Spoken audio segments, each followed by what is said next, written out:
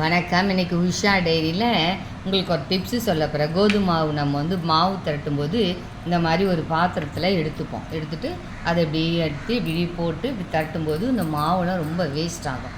இப்போ அதுக்கு என்ன பண்ணுங்கள், இந்த மாதிரி ஒரு பெருங்காய டப்பா இருக்கு இல்லையா, அது இந்த மாதிரி பெருங்காய டப்பா எடுத்துக்கிட்டு அது நல்லா சுத்தமாக அந்த ஸ்மெல்லு போகணுன்னா அதுக்குள்ளே சர்ஃபோ ஏரியலோ ஏதோ போட்டு நல்லா குலுக்கிட்டு கழுவிட்டிங்கன்னு வச்சுக்கோங்க, அந்த ஸ்மெல்லு போயிடும்.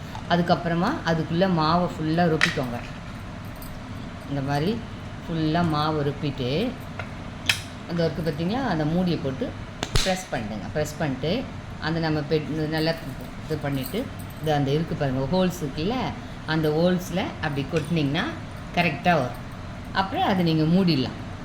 வெறுமனே டப்பாவில் கூட எல்லாம் போடுவாங்க, ஆனால் அந்த ஹோல்ஸ் அப்படியே இருக்கும். அப்போ அதில் கொசு டஸ்ட்டுலாம் போகும். இந்த மாதிரி நீங்கள் எடுத்து வச்சுக்கலாம். அந்த ஹோல்ஸையும் க்ளோஸ் பண்ண மாதிரி இருக்கும்.